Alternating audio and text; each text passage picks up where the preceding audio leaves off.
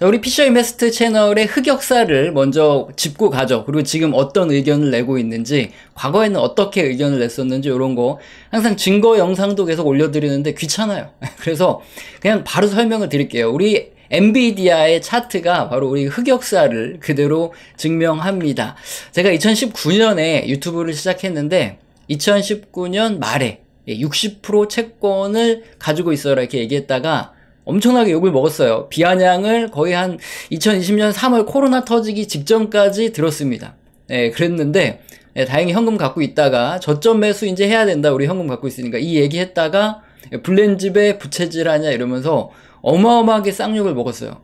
아니 그러면 이게 맞춘 거잖아요. 그럼 이제 경제 채널에서 뭐 와 이러면서 성지순례 어쩌고저쩌고 하면서 구독자가 늘어야 되잖아요. 근데 구독자가 안 늘어요.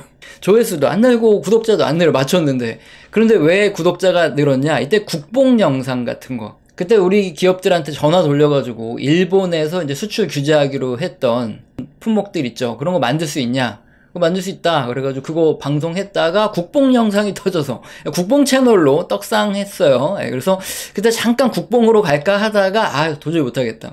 경제 채널 본연의 임무로 돌아오자 해서 이렇게 그때 이제 구독자가 늘은 거지 이게 저점 매수를 맞춰서 는 게 아니에요. 어쨌든 2020년 이제 하반기 들어가면서 한 6월, 7월, 8월 넘어가면서 엔비디아, 나이키, ASML, 빅테크주들이 아주 자주 언급됐습니다. 저도 이제 샀다고 이때 얘기를 하는 바람에 졸지에 추천주가 돼버렸어요.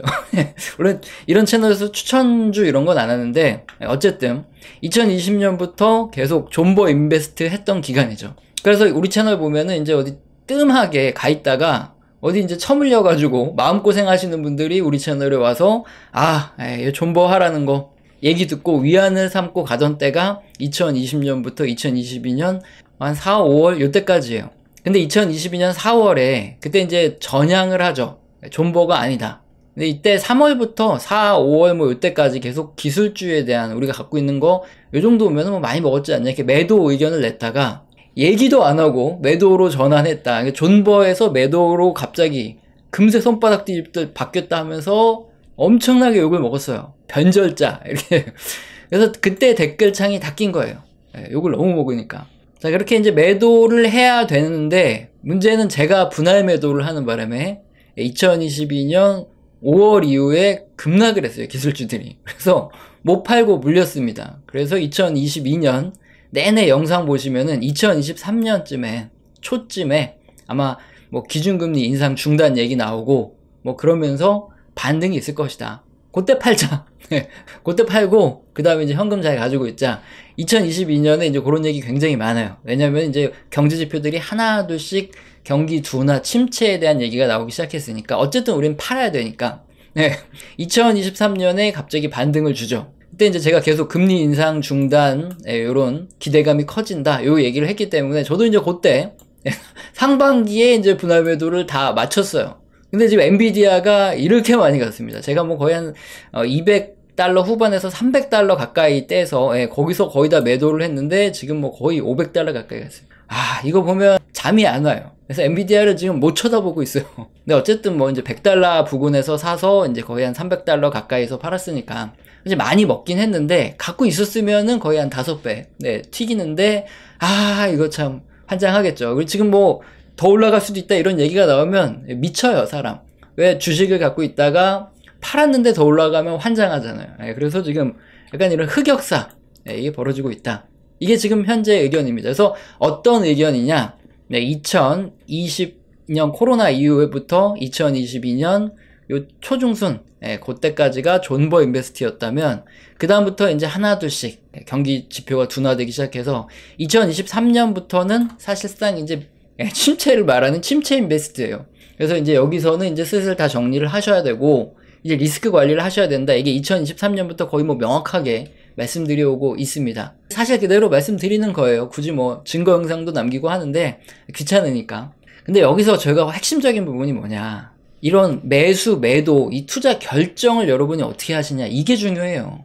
우리 채널에서는 어떻게 한다? 경제지표 다수에서 경기 둔화 신호가 나오면 그때는 이제 리스크 관리를 언제부터 경제지표 다수에서 경기 둔화와 침체에 대한 이런 시그널이 나왔냐? 2022년 이제 하반기부터 시작해서 경제 지표들이 하나둘씩 경기 둔화에 대한 지표들이 나오기 시작하더니 2023년 되면서 이제 경기 둔화 신호들이 거의 많이 나오기 시작했어요. 확실하게. 자, 그러면 이제 2023년에는 가지고 있던 걸 매도하고 리스크 관리를 해야 되는 거죠. 그리고 이 매도는 사실 테크닉이에요. 오랫동안 주식시장을 하다 보니까 알게 되는 건데, 요거 그림 2022년 내내 보여드렸던 거 아직도 쓰고 있어요. 그때 당시 이게 기준금리가 파란색인데, 이게 거의 1%도 안 올랐을 때, 영상 보면 내내 똑같은 얘기를 하는데, 항상 역사적으로 어떻다? 이게 파란색이 기준금리 인상이 중단되고 하락할 때, 그때 한 번씩 주식시장에 랠리가 꼭 이렇게 오더라.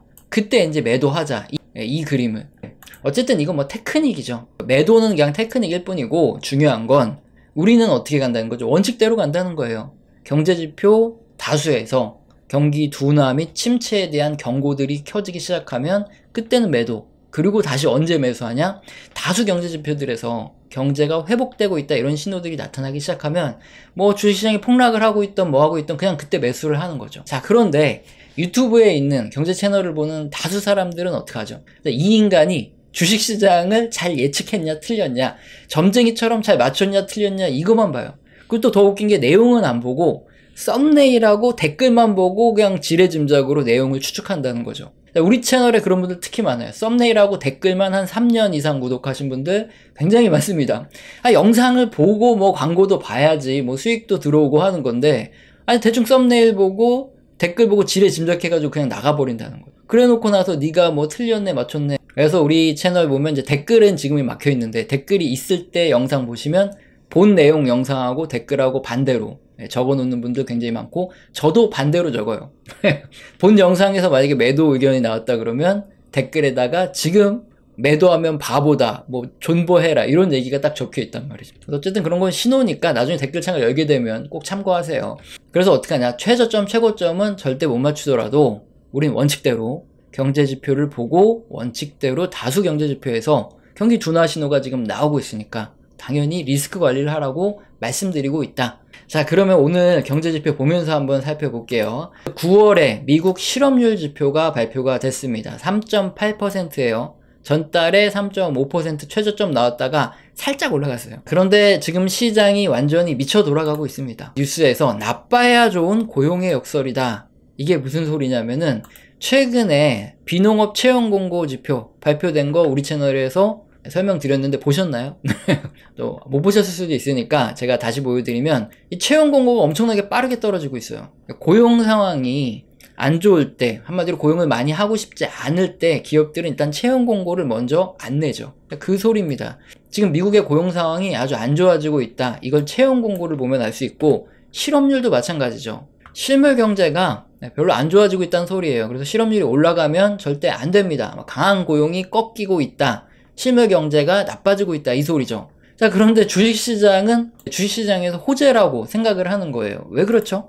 미연준의 기준금리가 고용이 꺾이면은 인상이 중단되고 또 인하 시점이 더 빨라질 수 있으니까, 이거 주식시장 올라가는 호재다. 이렇게 생각하는 거죠. 자, 이거 앞선 그림에서 설명드렸지만 이게 단기적으로 마지막에 정말 그런 구간에 랠리가 나오는 건 사실이에요. 하지만 이게 언제 폭락이 올지 이걸 앞전에 두고 올라가는 그런 마지막의 랠리이기 때문에, 그때 잘못 뛰어들어 있다? 그럼 잘못하면 완전 폭락 맞고 인생 나락으로 가는 거예요. 그 시점을 정확하게 맞출 수 있으면은 누가 주식 못합니까?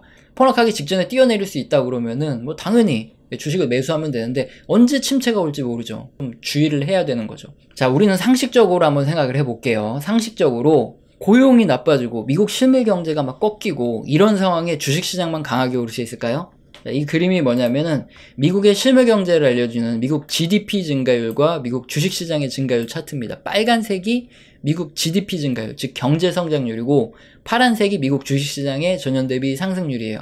주식시장의 변수가 굉장히 많죠. 그래서 GDP 증가율하고 뭐 단기적으로 몇 달, 뭐 1년 이내로 보면은 다르게 움직이기도 하는데, 근데 1년 이상, 이렇게 장기적으로, 중장기적으로 보면은 거의 유사한 흐름을 보일 수밖에 없다는 거예요. 왜 이렇게 유사한 흐름을 보이죠? 당연히 주식시장은 기업의 지분을 사는 거예요. 실물 경제에서 경제가 나빠지면 기업의 매출이 떨어지고 이익이 감소하는데, 주식시장만 나 혼자 쫙 간다? 안 되겠죠. 단기적으로는 뭐 기준금리 인하 이런 소식이 있고 그런 것들이 호재로 작용해서 주식시장이 올라갈 수도 있겠지만 실물 경제가 꺾이면 그대로 여지없이 다 무너진다는 거예요. 결국에는.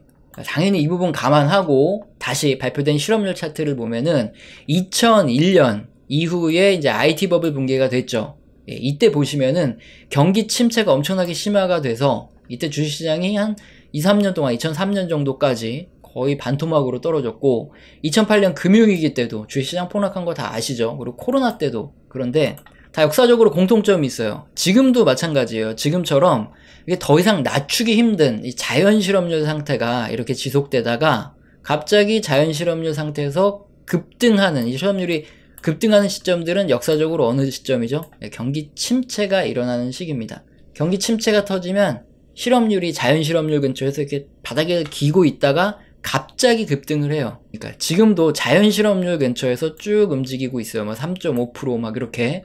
그러다가 실업률이 급등하면 어떻게 되는 거죠? 예, 역사와 같은 침체가 오는 거예요. 그럼 주식시장 폭락하고 난리가 날 수 있습니다. 실업률이 올라가는데 이게 호재가 될 수 있다. 이건 너무 단기 트레이딩. 그러니까 익절도 잘하고 손절도 잘하는 사람들의 얘기죠.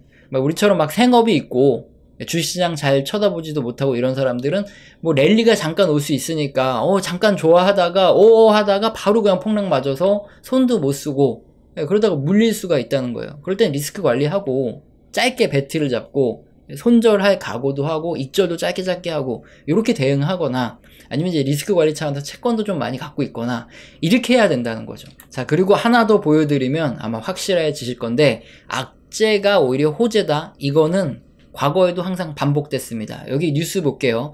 고용지표가 악화됐다. 지금 고용지표가 악화됐죠. 자, 금리 인하 기대가 커지고 있다. 지금 딱 그렇죠. 그래서 주식시장이 급등하고 국채가 급등하고 있다. 이게 언제 뉴스 같아요? 지금 뉴스인가요? 아닙니다.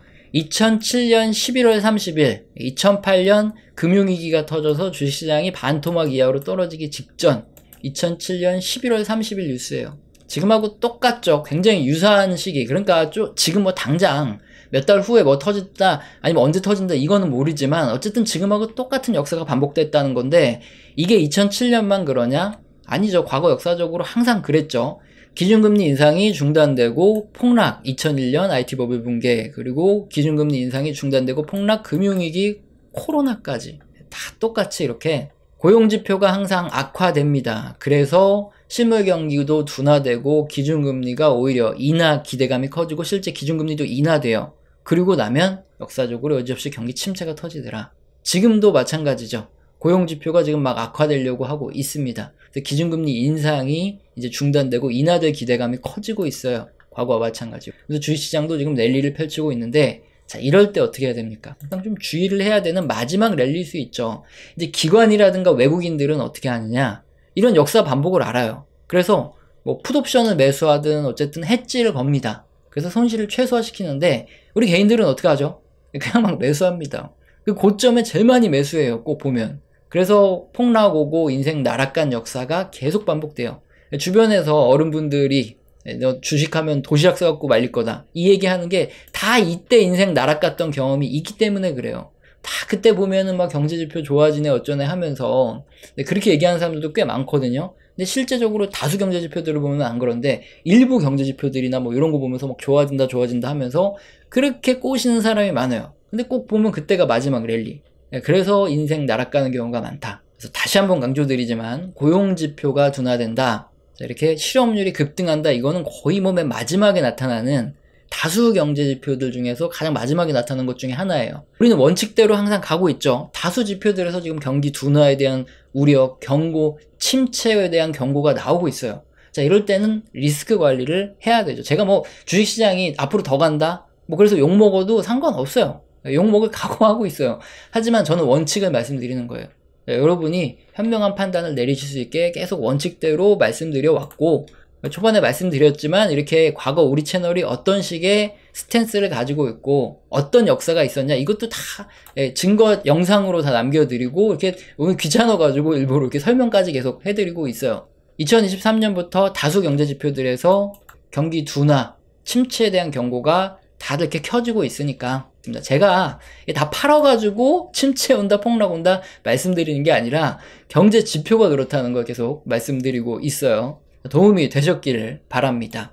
우리 채널에서는 영상 시청하시고 도움 되셔서 후원 주시는 감사하신 분들이 계십니다. 제가 뭐 감사합니다라고 말로만 때우지 않죠. 한 달 교육을 진행하고 매주 진행하고 있어요. 이렇게 소통을 하고 있는데 여기서는 거시경제의 사이클뿐만 아니라 각 산업과 거기에 속한 함께 움직이는 종목들에 대한 얘기도 나옵니다. 공개된 영상에서 하기 힘든 소통을 하고 있으니까 영상 하단에 설명란 읽어보시고 해당되시면 메일 주시길 바랍니다. 오늘 영상도 마음에 드셨다면 구독과 좋아요는 꼭 눌러주시고 지속적인 시청 부탁드립니다. 감사합니다.